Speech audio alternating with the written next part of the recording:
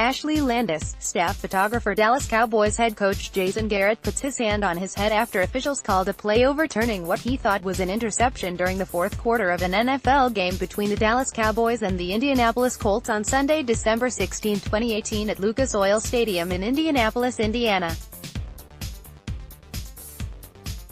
Ashley Landis, the Dallas Morning News editor's note, this is the first in a five-part series looking at ways to fix the Cowboys' offense heading into the 2019 season. Find the entire series at the conclusion of this post. The red zone turned into a realm of frustration for the Cowboys in 2018, a season-long problem. Once they crossed inside the opponent's 20, they performed like one of the worst offenses in the NFL. By late in the season, after a stretch of 3 games, when Dallas scored touchdowns on only 2 of 11 red zone possessions, the team was forced to spend more time on fixing the fault in practices and talk surfaced of players and coaches pressing when the field constricted and they neared the end zone. In these days of high-powered offenses, settling for field goals too often won't cut it. The issue won't necessarily evaporate now that offensive coordinator Scott Linehan has moved on, though many fans would like to think so.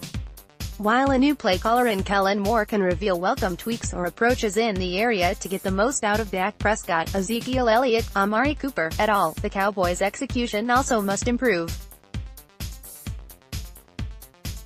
The problem: the Cowboys scored touchdowns just 24 times out of 50 trips to the red zone in 2018. The 48% success rate ranked better than only the New York Jets, Jacksonville Jaguars and San Francisco 49ers. Getting in goal-to-go situations didn't help matters. Dallas scored touchdowns on them only 52% of the time, 13 of 25, dead last in the NFL.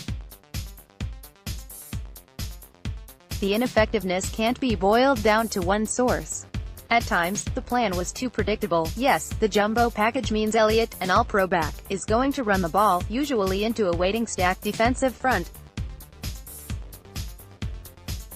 Other times, it was too cute. Why put seldom-used fullback Jamize Olawale in the position to catch the ball, even if he was wide open? Speaking of misses, take the pass from Prescott to receiver Noah Brown near the goal line that should have been a score but was errant. Or time Cole Beasley, one of the most reliable receivers on the team, dropped a sure TD on 1st and goal at Atlanta. The offensive line's status also affected the success rate. A unit that had to be shuffled because of injuries contributed to a handful of holding penalties in the red zone, not to mention being partly responsible for some costly sacks of Prescott. The solution: Prescott's ability to run the ball should be used more. All 6 of his rushing touchdowns in 2018, not surprisingly, came in the red zone. No, the Cowboys don't want to risk their franchise quarterback to injury. He's experienced some dicey, yet acrobatic, moments on such plays. But use his ability and toughness and keep defenses guessing. Keep eating Zeke in the red zone. Believe it or not, the Cowboys do understand his value close to the goal line and use him often.